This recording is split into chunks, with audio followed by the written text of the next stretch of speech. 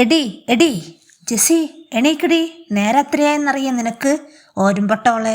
ആയിഷുമ്മ കരുതുള്ളി വാതിൽ ആഞ്ഞുമുട്ടി. ജെസ്സി പെട്ടെന്ന് ഞെട്ടി ഉണർന്നു. എൻ്റെ റബ്ബേ, ഉമ്മയാണല്ലോ വിളിക്കുന്നേ. സമയം 6 മണിയായോ? എനിക്ക് വയ്യ, ഇന്നത്തെ കാര്യം ആലോചിക്കാനേ വയ്യ. നേരെ വൈകിക്കിടന്ന കാരണം രാത്രി ഒരു പോള കണ്ണടിച്ചില്ല. കുഞ്ഞു ഉറങ്ങാത്തോണ്ട് ജെസ്സി ഓരോന്ന് ആലോചിച്ചു. വാതിലിൻ്റെ അടുത്തേക്ക് പോയി വാതിൽ തുറന്നു. ആയിഷുമ്മ വല്ലാതെ ഭാവത്തോട് ജെസ്സിയെ നോക്കി. എടി, നേരെ എത്രയായെന്നറിയാം എനിക്ക്? അത് ഉമ്മ, അറിയാതെ ഉറങ്ങിപ്പോയതാ ഉമ്മ. നിനക്കിവിടെ സുഖിച്ച് ഉറങ്ങാനൊന്നും കരുതണ്ട. നിന്റെ തന്ത നിന്നെ നല്ലതുപോലെ വളർത്താഞ്ഞിട്ടാ നീ ഇങ്ങനെ ആയിപ്പോയത്. അതെങ്ങനെ? നീ ജനിച്ചപ്പോൾ നിന്റെ തള്ളയെ പഠിച്ചോൻ മേലോട്ടെടുത്തില്ലേ? ഗതിപിടിക്കാത്ത പെണ്ണ്. നിന്റെ തള്ള കബറിൽ നിന്ന് വന്ന് പണിയെടുക്കൂടാ. അത് കേട്ടപ്പോൾ ജെസ്സിയുടെ കണ്ണ് നിറഞ്ഞു ഒഴുകി. അവൾ വേഗം ബാത്റൂമിലേക്ക് പോയി പല്ല് തേച്ച് ഉളു എടുത്ത് നിസ്കരിക്കാൻ പോയി. അവൾ നിസ്കാരത്തിൽ സുജൂദിൽ കിടന്ന് പൊട്ടിക്കരഞ്ഞു. അവൾ റബ്ബിനോട് കരഞ്ഞു പ്രാർത്ഥിച്ചു. എന്നെങ്കിലും ഒരു ദിവസം എനിക്ക് ഈ വീട്ടിൽ മനസ്സമാധാനത്തോടെ ജീവിക്കാൻ കഴിയുമോ അല്ലാ? എനിക്ക് എല്ലാം നേരിടാനുള്ള ശക്തി തരണേ അല്ലാ. മനസ്സിൽ ശക്തി തരണേ, നൽകണേ അല്ലാ. അവൾ നിസ്കാരം കഴിഞ്ഞ് അടുക്കളയിലേക്ക് പോയി. എടി ജെസ്സി, എനിക്കൊരു കുഴപ്പത്തിലുള്ളൊരു ചായ കൊണ്ടുപോവാ, ആയിഷുമ്മ ജെസ്സിയോടായി പറഞ്ഞു. അവൾ വേഗം ചായയുമായി ഉമ്മയുടെ അടുത്തേക്ക് പോയി. ഉമ്മ ചായ വാങ്ങി ചുണ്ടോട് ചേർത്ത് ഒരു മുറുക്ക് കുടിച്ചപ്പോൾ ആ ചായ ഉമ്മ നീട്ടിത്തുപ്പി. ഥോ, ഇതെന്ത് ചായയാണടി? ഇതിൽ പൊടിയുമില്ല മധുരവുമില്ല. ആയിഷുമ്മ ദേഷ്യത്തോടെ ആ ഗ്ലാസ് തറയിലേക്ക് എറിഞ്ഞു. ചില്ല് കഷ്ണങ്ങൾ 4 പാട് ചിന്നിച്ചിതറി. മര്യാദയ്ക്ക് എനിക്കൊരു നല്ലൊരു ചായ കൊണ്ടുപോവാ. ജെസ്സി എളുപ്പം തറ തൂത്തുവാരി ഉമ്മാക്കുള്ള ചായയുമായി വന്നു. എൻ്റെ റബ്ബേ, ഈ ചായയെങ്കിലും ഉമ്മാക്ക് ഇഷ്ടപ്പെട്ടാൽ മതിയായിരുന്നു. അവൾ ഭയത്തോടെ ഉമ്മാക്ക് ചായ നീട്ടി. ഉമ്മ ചായ വാങ്ങി കുടിച്ചു. എടി ജെസ്സി, നീ പോയി ഹബിയെ വിളിക്ക്. ജെസ്സി പോയി താത്താനെ വിളിച്ചു. താത്ത, ഉമ്മ വിളിക്കുന്നു. എടി, എന്നെ ഉറങ്ങാൻ സമ്മതിക്കാതെ നിന്നെ ആരടി ഇങ്ങോട്ട് എഴുന്നള്ളിപ്പിച്ചത്? ഉമ്മ പറഞ്ഞിട്ടാണ് ഞാൻ ഇങ്ങോട്ട് വന്നത് താത്ത, ജെസ്സി വിറയലോടെ പറഞ്ഞു. നീ പോയി എനിക്കൊരു ചായ കൊണ്ടുവാ, ഹബി ജെസ്സിയോട് പറഞ്ഞു. ജെസ്സി പറഞ്ഞു, താത്ത, ഞാൻ അടുപ്പത്ത് ദോശ ചുടുകയാണ്. താത്ത വന്ന് ചായ എടുത്ത് കുടിച്ചോളി. ജെസ്സിയുടെ മറുപടി കേട്ടപ്പോൾ ഹബിക്ക് ദേഷ്യം വന്നു. അവൾ ചാടി എണീറ്റു. ജെസ്സിയുടെ നേരത്ത് നിന്ന് പറഞ്ഞു, എന്നെ ഭരിക്കാൻ വരുന്നോ? 10 കാശിന് വിലയില്ലാത്ത വന്ന് കയറി വലിഞ്ഞവളല്ലേ നീ? ഞാൻ 100 പവനും ആയിട്ടാണ് വന്നിരിക്കുന്നത്. നീയാണോ എന്നെ ഭരിക്കാൻ വരുന്നത്? നിന്റെ തള്ളയോട് പോയി പണി നോക്കാൻ പറയും. നിന്റെ തള്ളയോട് പോയി പറ ചായ കുടിക്കാൻ. ജെസ്സി തൻ്റെ സങ്കടം ഉള്ളിൽ ഒരുക്കി വെച്ച് വേഗം ചായയുമായി വന്നു. ഫോൺ നിർത്താതെ ബെല്ലടിക്കാൻ തുടങ്ങി.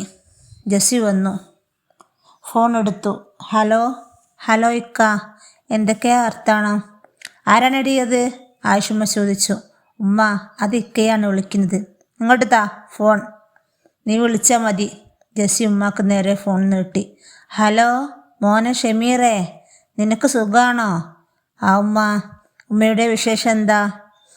നമുക്ക് എന്ത് വിശേഷം? ഉമ്മാക്ക് തീരെ വയ്യ മോനെ. വീട്ടിൽ തീരാത്ത പണിയല്ലേ മോനെ ഉമ്മാക്ക്.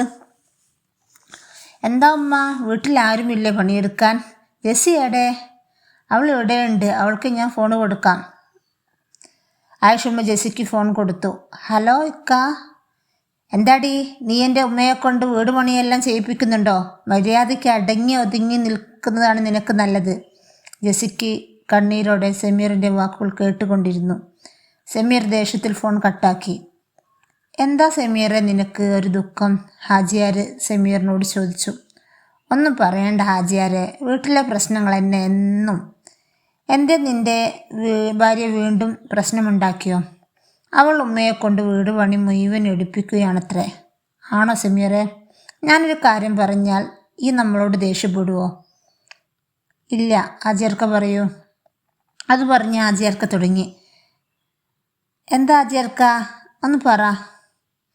നിൻ്റെ ജെസ്സിയെ എനിക്ക് നല്ലോണം അറിയാം. അവളൊരു പാവം പെണ്ണാണ്.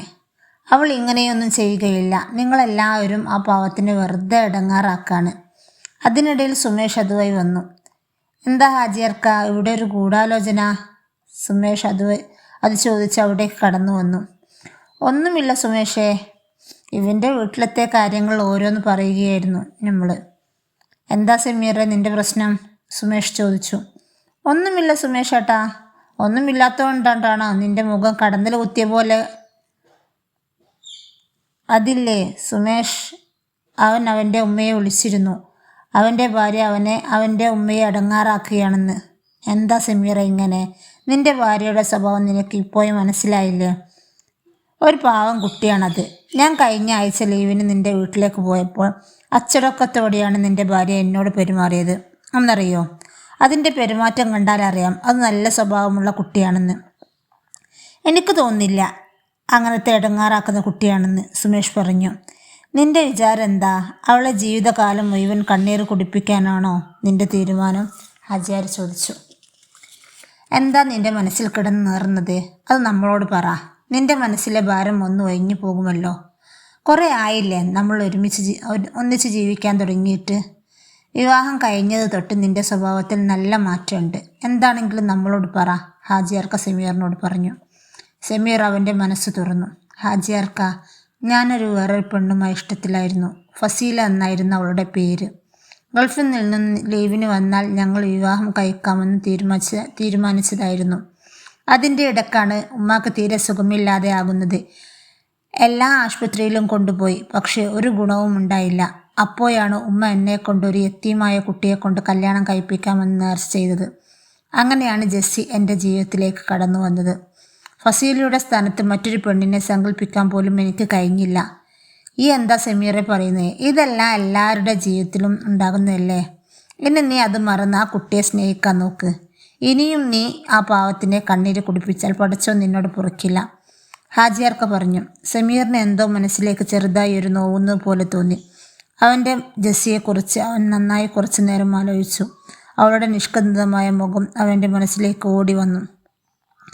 അവൻ്റെ കണ്ണിൽ നിന്നും കണ്ണീർ അടർന്നു വീണു. അവൻ ഓരോന്നും ആലോചിച്ചു. എപ്പോഴോ ആലോചനയിൽ അവൻ ഉറങ്ങിപ്പോയി.